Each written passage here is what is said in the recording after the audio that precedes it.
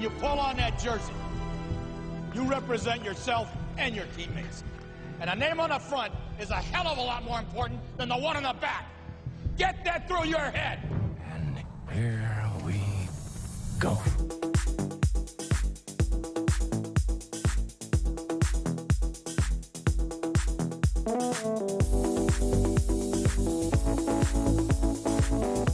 And it is no good. He missed it. Are you kidding me? The season can't end like that.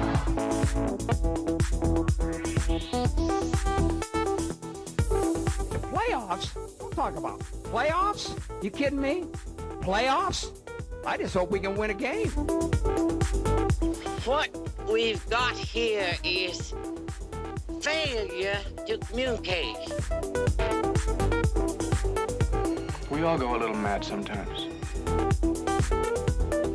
Some goofball in a hat and a red shirt. Now he takes off the shirt. He's running down the middle by the 50. He's at the 30. He's bare-chested and banging his chest. Now he runs the opposite way. He runs to the 50. He runs to the 40. The guy is drunk, but there he goes. The 20. They're chasing him. They're not going to get him. Waving his arms. Bare-chested. Somebody stop that man.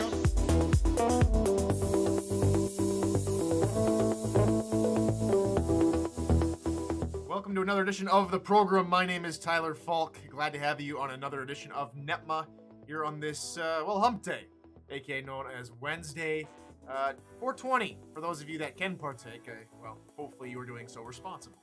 On a fantastic Wednesday evening. So, I'll just be honest with you guys. Was feeling a little under the weather this afternoon.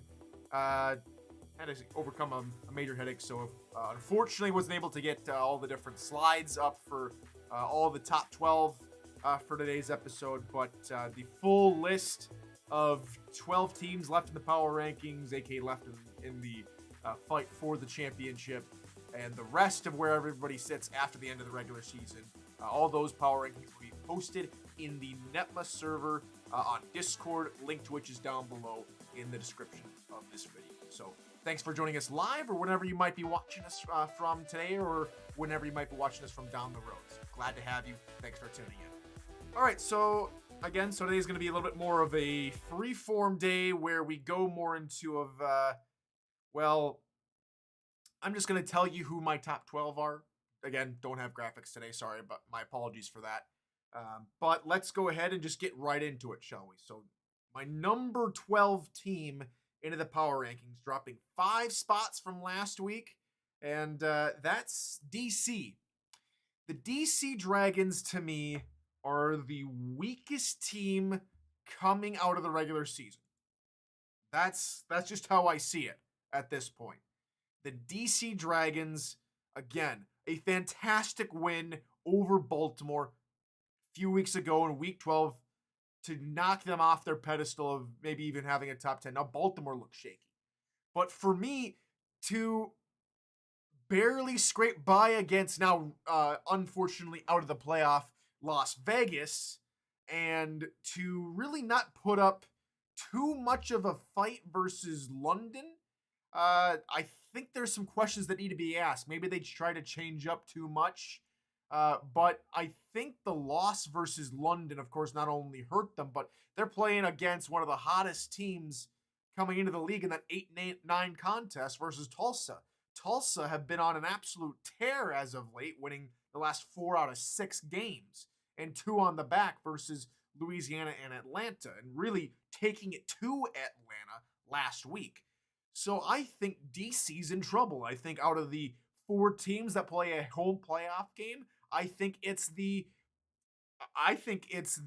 DC Dragons who might be the heavy favorites to go out of this wild card round, out of the other rest of the home teams. I've said time and time again earlier this season is, if they play a more consistent, more no-nonsense style of football, but they've gotten burned by teams who have gone a more West Coast route. Of course, Las Vegas with the win, London with their, Johnny Picklerness and how they like to throw the football. So DC, in my opinion, are in for a little bit of a shock. They need to really buckle down and prepare themselves for Tulsa. All right, on to number 11. That is Jacksonville. They dropped down a few spots. They had a chance to maybe lock in the division if Charleston took care of business, which they did, but they couldn't they couldn't contain Carolina. The Skyhawks, at that time, I believe it was 3-8 Carolina Skyhawks, who hadn't won a game against anyone for besides Atlanta week 11 until week 4 when they played Portland. So for Jacksonville to really not have a solid defensive game plan, again, their defense let in 55 points. It was not like Jacksonville at all. The Kings are going to play London, a team who's going to be more explosive downfield. Maybe that's the plan for Jacksonville, is to maybe put in some plays for this wild card matchup, knowing they'd probably face a more explosive team that likes to throw the football more downfield than Carolina does. But at the same time, it puts them in a very tough situation, having to go on the road across the pond to London. It's a very tough matchup for the Kings. We'll see what happens. Now we get into the traditional top 10-ness of Tyler's top 10, and that is, well, of course, number 10. And for number 10, that is going to be Tulsa. Tulsa last week just snuck back into the top 12 in week 13. First time they'd been in the top 12 since week 10, when they were all the way up in the gaudy heights of 9 before that, in the 8th spot.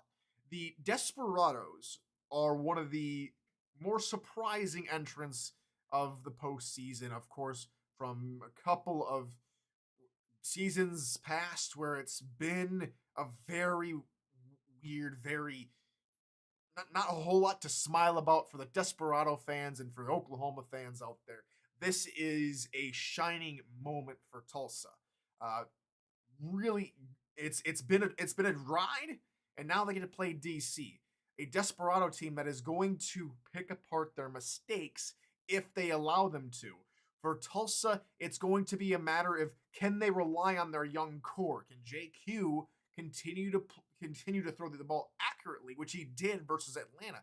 Can he continue to hand the ball off to Douglas Brown, who's been a lightning rod in the backfield?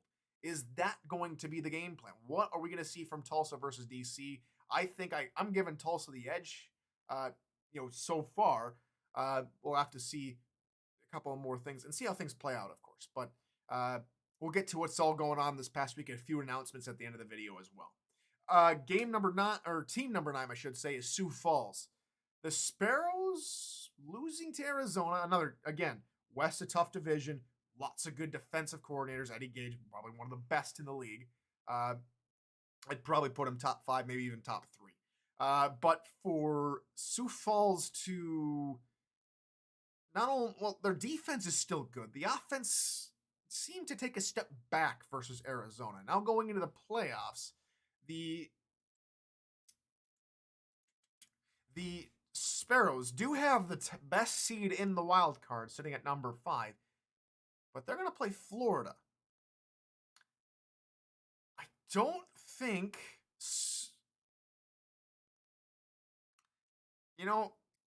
for a 12-5 matchup, you'd think it'd be cut and dry, right? The 12 seed probably the long shot favorites. Sioux Falls or a number 5 seed likely to run away with everything. But with all 8 teams in the wild card at 7-5, there really is no telling what can happen. There really is no telling how this is going to play out. So any team has a shot of going to the quarterfinal round, has a shot of going into the first round proper. The Sparrows, though, are going to have to make sure they limit their own mistakes and continue to be a very vaunted defense. And again, best team in taking the ball away on defense. We'll probably see a few picks thrown by Ron Cochran in that game. We'll talk about more of that later this week. All right, on to team number 8, and that is Louisiana. They finally took care of business. They're finally division champions, but they've got some work to do. Yes, they have a first-round bye, and they're all the way down here in 8th because the last 3 weeks, kind of like a similar team we'll talk about later in the show, very rocky entrance into the playoffs after a solid winning streak leading up to their final bye week. Things looked to be pretty well wrapped up for that East Division. However, 2 losses and a very, very nail-biting conclusion to last week's game kept that division in doubt until the final whistle. But it's the Revolution now having a chance to regather themselves and maybe reset, almost like, well, they do get a 3rd bye week. So an extra shot to prepare for whoever they might face. But for Louisiana, I think they are they're probably the weak. And of course, my power rankings are down here at 8, so that makes them the weakest team that has a bye going into the playoffs. Okay, on to number 7. That is London. Johnny put it brilliantly in a couple of chats I saw, but London definitely one of the hottest teams coming into the playoffs. They get Jacksonville at home. Queensway hosts a playoff game after some very nice performances versus Arizona, Queen City, DC, which ultimately put them to that 7-5 spot. Of course, a very nice win versus DC puts them in a tiebreaker over the Dragons. So things have gone pretty well. It's not going to be smooth sailing for any team, of course, especially not any home team. The Knights are going to have to do their best to get everybody involved. It can't just be Mike St. Green, though Mike St. Green would probably have a field day if it was only involved him. But Phoenix Jones is on Mexico City. Why am I thinking of Phoenix Jones? I'm probably thinking about Fox Highwind. There we go. That they're going to have to get everybody involved, both passing, and they're going to have to get their run game going. It's something we have rarely, we've seen on occasion at points for London to get Robert Merrill involved on the ground. And when he does get involved, like he did a little bit last week, close to 100, or 2 weeks ago versus Queen City, close to 100 yards on a touchdown, they have a better shot of being a more balanced team that keeps teams on their toes. They can't go one-dimensional against Jacksonville because the Jacksonville Kings can turn on the defensive pressure, especially in the air attack. It's going to have to be a much more balanced attack if London wants to come away with the wild card victory. All right, on to number 6, top 6 on this one. Charleston, they move up a bunch of spots, of course, after backing themselves into a division title. So the Preds now, they're going to be, of course, at home, but they're going to have it's another interesting matchup, right? Whoever thought Mexico City would be their opponent? The Predators, did this past week shut down the run game versus Florida for the most part. They're going to have to do it again versus Mexico City. Force Matt Wilson to throw the football a whole bunch and continue to play and continue to have that stud defense. The offense, Kentez Johnson has been hit or miss since he came in. Last couple of weeks, he's been pretty solid. He needs to have a solid game if they want to take down Mexico City. All right, on to, I keep hitting the button because I think I'm doing an extra couple of things here. My apologies. But team number 5, so top 5 here in the power rankings, is Florida. So the team that Charleston's going to face. I couldn't really move Florida below Charleston on this one because even though Charleston did win, even though Florida didn't look like themselves, Florida's got a very tasty matchup at the number 12 spot. Charleston's going to have a tough game versus Mexico City. It's a little bit different game plan for the Aztecs, for the Preds, than what the Preds face versus Florida. Florida plays Sioux Falls. If they're going to have a solid game, they're going to need to get Beletsky involved and find a few plays that get him going again. So that's the key for Florida. I still think Florida's a better team than Charleston. even though Charleston beat them. It's a tough pill for a lot of fans to swallow, but I think they're there. I think the offense is there. The defense can be hit or miss last week. I think they changed a couple things. I think they're in a position to be better than Charleston as we close out the regular season power rankings. Now on to Mexico City, Charleston's opponent. Also moving down this past week, the Aztecs did fall to Lone Star. It's a very weird game for the Aztecs. I'm not calling it a fluke. What I'm calling it is a little bit of, I can't say overconfidence. I can't say unpreparedness. I think it was just the day. Mexico City is, I think, a really good ball club. I did have them going all the way into the championship ball game. In fact, winning the championship this season. But now they're in a very tough spot. They have Charleston, whose defense statistically has been pretty good. It's the offense which has been hit or miss. Now Charleston has a pretty good offense as well. Even if the quarterback has taken some time off, came in midway through the season. Oh, where have I heard that before? Maybe Baltimore? So we'll see. So Mexico City's got some work to do. They're going to have to play a very nice game plan to beat Charleston and pick up how they fell versus Lone Star and turn things around. Speaking of Lone Star, the Glory get a first round bye. This is where we talk about the rest of the teams that have a bye.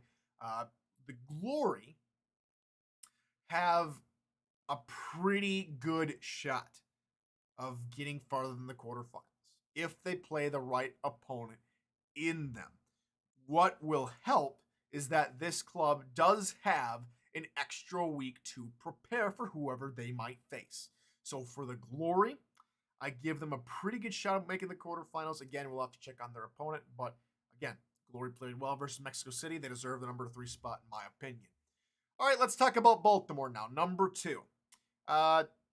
Again, not a very comforting last couple of weeks to the regular season.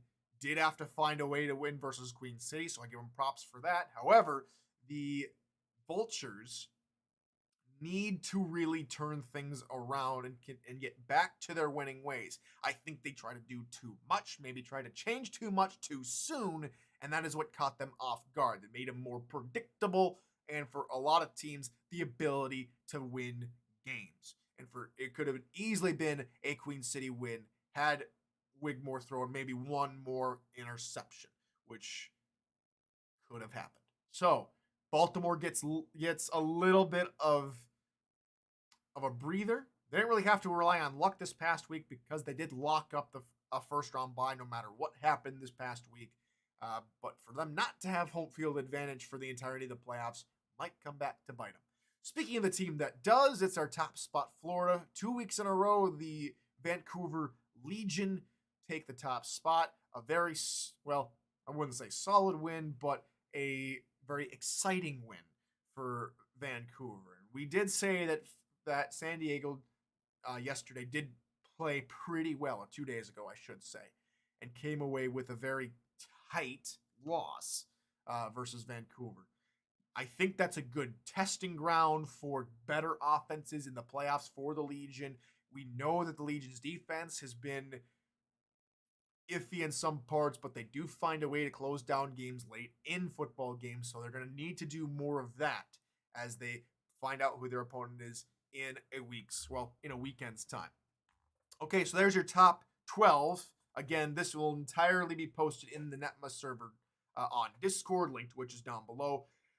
And let's run through it one last time. DC, Jacksonville, Tulsa, Sioux Falls, Louisiana, London, Charleston, Florida, Mexico City, Lone Star, Baltimore, Vancouver. That is your 12-1 rundown for the final power rankings before the end of the season edition. So there will be no more power rankings. We've got other stuff planned for Wednesdays the last couple of weeks. We might talk a little bit of SFLM. Might talk more playoffs, might have a few extra guests. If you want to be on the show and talk about your team, we got options for you. Go ahead and let me know by sending me a message in Discord or in the lounge on NETMA as well. We'll be happy to reach out to you. But a couple of housekeeping things. Friday, there will be no show due to, of course, the SFL don't like to broadcast at the same time as an official league-sanctioned broadcast that, of course, involves games. So there'll be no broadcast on Friday. Thursday, we will be doing our pick'em segment, maybe even a playoff or a playoff bracket selection show as well. But also wanted to talk a little bit about yesterday's show. Just overall, I was really impressed. Really kind of happy that we got a lot of you guys involved yesterday. A really good conversation in the lounge over on the NETMA server over on Discord, and getting a lot of good DMs as well, on both sides of that conversation involving where the media and the SFL should go. So from me to you guys are awesome, great, very impressed. Again, best community in that I've ever seen. So again, league just gets better and better. We come together, we talk about everything, and we make change. And for some things, we don't make change because we like it how it is. And there's a lot of people that feel very strongly on this subject. I'm glad we kept it cordial, kept it clean, and kept it respectful. That's exactly what we're looking for. So I think that is going to do it for today's episode. So tomorrow again, pick'ems, power rankings will be posted in the NETMA server after the show. Can't wait to see you tomorrow for the last episode of the week. So until then, everybody, good morning, good afternoon,